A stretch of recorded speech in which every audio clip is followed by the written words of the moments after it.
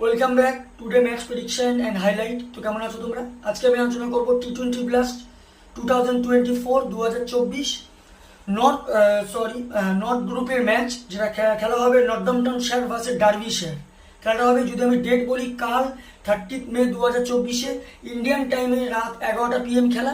আর যদি ইংল্যান্ডের local time দেখি, ইংল্যান্ডের লোকাল টাইমে সন্ধ্যে 6:30 PM খেলা হবে নর্দাম্পটনে।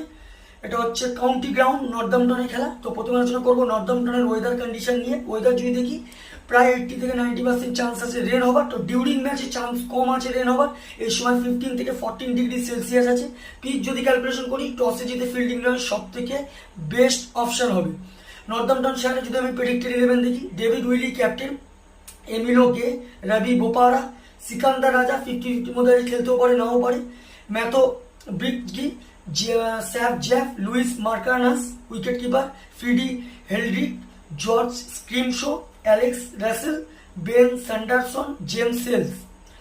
ডার্বিশায়ারে যদি আমি প্রেডিক্টেড 11 দেখি, Samit Patel captain, David Lloyd, Wayne Madsen, Harry Came, Blair Tickner, Brooke Guest wicket keeper, Patrick Brown, ড্র্যান ডুপাভিলন, Zak Chappell, Alex Thomson, Luis ridge.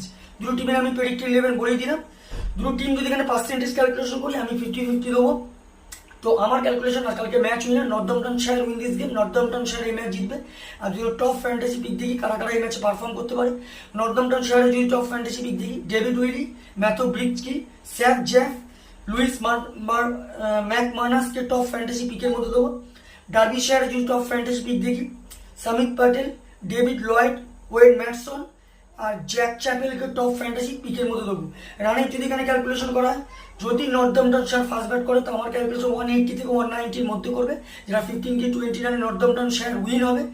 Derbyshire যদি ফার্স্ট ব্যাট করে, তো আমার ক্যালকুলেশন ডার্বিশায়ার 170 থেকে 180-র মধ্যে রেস্টিং হবে, যেটা 3-2 উইকেটে নর্দাম্পটনশায়ার উইন হবে। তো ভিডিওটি ভালো লাগলে লাইক করো, শেয়ার করো, কমেন্ট করো আর সাবস্ক্রাইব করো।